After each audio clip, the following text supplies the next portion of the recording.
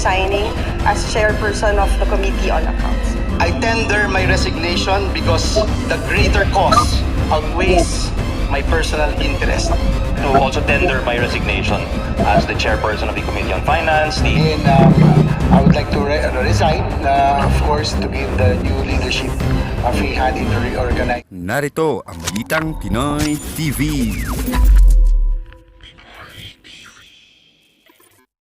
Magandang araw sa atin lahat mga kababayan. Dito na naman tayo sa another episode ng ating vlogs. Pag-uusapan natin ngayon, ito po no. Kapapasok lang na balita, Senate President Mig Zubiri nagbitiw na bilang Senate President. Ayon nga mismo kay Senator Mig Zubiri, hindi na nga daw niya makayanan ang pressure ng dalawang nag-uumpugang higante ng politika, ang mga Marcos at ang mga Duterte. Dahil nga sa lumalaking agwat ng dating unity team ay napilitan na nga magbitiw itong si Senator Mig Zubiri sa kanyang posisyon bilang Senate President. Ngunit marami ang nagtataka kung bakit niya ito nagbitiw. Ang ilan nga ay may espekulasyon na kaya daw di umano nagbitiw itong si Senate President Mig Zubiri ay dahil pinag-iinitan siya ng Malacanang sa pamumuno na nga ni BBM at ang kanyang asawang si Lisa Marcos. Dahil pinayagan daw di umano ni Mig Zubiri na ituloy ni Senator Bato ang pag-iimbestiga patungkol nga dito sa lumabas na PIDEA leaks na kung saan makikita daw at may mga larawan pa daw ni Pangulong Bongbong Marcos na sumisinghot ng white powdery substance na ayon nga daw sa informante netong ni Agent Morales ay cocaine. At sa kadahilan ng pinayagan ni Mig Zubiri itong si Senator Bato, kaya naman daw nagalit ang Malacanang sa kanya na naging dahilan ng kanyang maagang pagbibitiw bilang Senate President. Ngunit ayon naman mismo kay Senate President Zubiri ay siya daw ay tinraidor ng kanyang mga matatalik na kaibigan sa Senado at sa Kongreso. Ano sa tingin mo kabayan ang totoong naging dahilan ni Senate President Mig Zubiri kaya siya nagbitaw sa kanyang pwesto? Comment mo nga yan at huwag mo nga kalimutang i-hit ang like at subscribe button para updated ka sa mga uploads ko araw-araw. Kabayan, panoorin natin ang kabuuan ng video ito. Samantala, sa iba pang balita, may bago na hong liderato ang mataas sa kapulungan ng Kongreso matapos maahong magbitiw bilang Senate President itong si Senador Juan Miguel Zubiri. Kaya alamin po natin sa kanya ang dahilan ng agad po niyang pagbitiw sa pwesto at ang kanyang saloobin naman sa nangyaring rigudon sa mataas sa kapulungan ng Kongreso. Live mula sa Senado, makakasama po natin si Senador o former Senate President Juan Miguel Zubiri. Mayong gabi, Senator. Yes, mayang gabi sa tanan, kapaminaw. Sa lahat po nakikinig po na yun, magandang gabi po sa inyo lahat. Opo, Senator, si Alex Santos po to. Kasama ko po si Ali Soto dito po sa Net25. Senator, bagamat batid na ho namin ang inyo pong talumpati kanina, baka meron ho kayong gustong i-share sa amin po. Ano ho bang punot dulo nito na pagpapalit po ng liderato ng Senado? Alam mo, Alex and Ali, noong January pa lang, nung kinontra po natin yung People's Initiative, naramdaman ko po na parang mga kaalyado natin, mga kasamahan natin ay medyo hindi na ganun I'd say, responsive sa ating liderato. At nakikita ko po marami po mga dumarating na batiko mismo sa mga kaalyado natin. And then all forward to February, March, naglalabas na po yung mga black propaganda against sa liderato ng Senado. And most recently, I guess dahil sa mga hearings ni Senator Bato de la Rosa, ay may mga nagalit sa akin na may kapangyarihan. At siguro, sabi nila, palitan yung liderato ng Senado. Nahinayan lang talaga ako, Alex, kasi alam mo, the Senate has always been an independent institution. Sinasabi nga nila, last bastion of democracy. Pero mukhang may ibang tao na may ibang agenda. But of course, hindi ko naman sinasabi ito ay agenda ng ating bagong Senate President. I'd like to congratulate Senate President Chis Escudero sa pag-ascend niya po as bilang Senate President ng Republika ng Pilipinas. Ang akin lang po, naramdaman ko talaga ng hirap ng itong nakarang 5 buwan. And grabe ang pressure sa akin. Lalong lumala lang dahil itinulak po natin ang independensya ng Senado na binigay ko po ng kapangyarihan ng lahat ng mga senador, ng lahat ng kanilang mga komitiba na magkaroon ng hearings. Kahit sino po matamaan, kahit sino man ang masasaktan, so as long as may, of course, mapapakita po ng pruweba, ng ebidensya, at yung kanilang agenda ay syempre ay para sa pakanan ng taong bayan.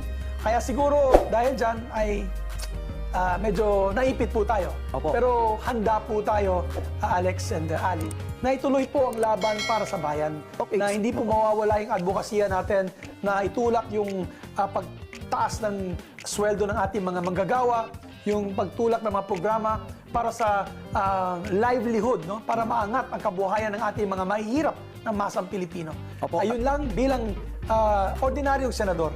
And I think sa talumpati ko, binanggit kong lahat ng mga ginawa po natin in these last 2 years. Ang dami po nating batas na naipasa, ang dami po nating ginawang mga hakbang para manatiling independensya ng Senado. Biro mo, 4-5 months ago, kumuntik na mawalang saysay ang Senado. Tayo po ay lumaban para sa ating institusyon, and I'm proud to say that nanatili po tayo. So, yun lamang po, siguro may mga nasaktan, may mga may kapangyarihan. Obviously, mas malakas sa akin na hindi na po natin, wala na po tayong magagawa at this point in time. I respect the decision of my colleagues, and I congratulate Senate President Chis Escudero, and I hope he does a good job. I hope he does a good job, at yung mga naiwan po yung mga bagong liderato ng Senado, I hope they do a good job for the country. Opo, Senator, total nabanggit na ho ninyo na meron pang mas makapangyarihan po ang may kagagawan ho nito. Gusto siguro malaman ho ng taong bayan na not only within your halls of ng Kongreso ang may kagagawan ho nitong pag-resign ho ninyo, pwede ba ho ninyo mabanggit sa taong bayan? Sino ba yung sinasabi ho ninyo makapangyarihan? Hindi ko na siguro babanggitin yun, Alex. Siguro, alam mo, gusto ko lang katahimikan na yun. Pahinga muna kasama ng aking pamilya. Alam mo, nagugulat lang ako dahil yung mga nagbibigay suporta sa akin nung Sabado lamang ay biglang bumaliktad. Hindi ko po alam bakit. Medyo nakakalungkot. Sabi ko nga kanina sa aking speech, heartbroken po ako. Mahirap na magsalita, Alex, pero sa totoo lang, of course, ganyan ang politika, wala po tayong magagawa. We have to go with the flow, ika nga. And they had the numbers, they had more than 13 votes. So ako po yung nagbigay na lang ng aking privilege speech sa pag-resign bilang senador. But I continue to be an independent member of the Senate. And of course, babantayan natin na tuloy-tuloy po ang mga traditions at rules ng Senado. Di po ako papayag na hihina ang Senado bilang isang institusyon na tinatawag po natin last bastion of democracy.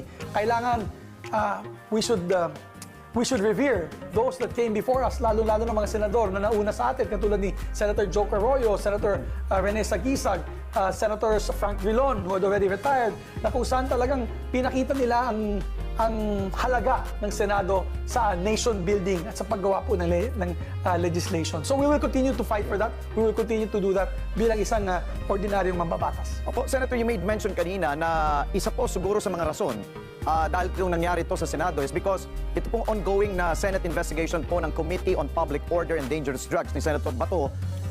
I'm sorry to be blunt po, Senator, meron bang kinalaman ditong Malacanang? Well, maraming haka-haka, maraming nagpapadala ng text message na wina-warning po ako na yun nga, ay medyo maraming nagagalit sa akin. Sabi ko nga sa hearing, naalala nyo, nagsalita po ako sa hearing, I attended once at nagbigay po ako ng pahayag na sana huwag gamitin itong hearing para sa pamumulitika. Yes. At sinabi ko doon, napakahirap ng aking sitwasyon. Yung dalawang panig, kung saan po tayo membro ng unit team, yung isang panig galit sa akin dahil sa mga ginawa ko ding hakbang laban sa kanilang mga alyado. Dito din sa kabila ay nagagalit sa akin dahil itinuloy ko po ang pagdinig nitong hearing na ito na karapatan naman po ng mga senador yan, karapatan ng chairman ng committee na magkaroon itong mga hearings na ito. So, talagang nakakalungkot. Nakakalungkot. Kung totoo po yung mga haka-haka na nakakalungkot. And of course, I don't have direct knowledge. But syempre, pag ganitong klaseng influensya na nakikita po natin na mga sumusuporta natin ay biglang bumabaliktad, medyo mabigat din. Mabigat din. Pero okay lang po. Ano naman tayo, cool tayo, sport naman tayo. Matagal na ako sa politika since 1998. Kaya okay na rin sa akin na gawin ko na lang aking tungkulin bilang isang ordinaryong mambabatas. At mas maganda po yan, hindi po tayo under pressure na dapat sunod-sunurin tayo sa mga utos ng mga ibang tao. Mas maganda po sigurong ganyang klaseng tungkulin sa ating mga darating na mga buwan at taon bilang isang senador. And Senator, dahil po sa pagbabago ho sa mga posisyon po dyan sa Senado, anong magiging role po ninyo po dyan? Kayo po ba ay aanib na ho sa minority group? Papag-usapan po namin yan ngayong gabi, Alex and Ali. may meeting po kami, dinner meeting. Actually, pagkatapos po nito ay sasama ko ng aming grupo. I would like to thank, nagpapasalamat po ako sa aking kasamahan, Senator Lauren Legarda, na talagang at the very end, nakasama ko siya, hindi siya bumitaw. Senator Joel Villanueva, Senator Sani Angara, Senator Sherwin Gatchalian, sino pang, Senator J.V. Ejercito, sino pang hindi ko pa nababanggit.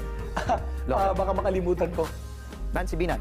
Senator Nancy Binay, kasama po natin, nagbitiw din sila sa pwesto nila. Saludo po ako sa kanila dahil nagbitaw po sila sa pwesto nila. So talagang hanang-hanga po ako sa kanila.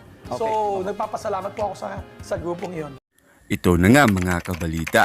Ano na ang masasabi nyo patungkol sa balitang ito? Please comment down below mga kabalita. Pag-usapan natin yan sa comment section. At kung di ka pa nakasubscribe sa ating channel, baka naman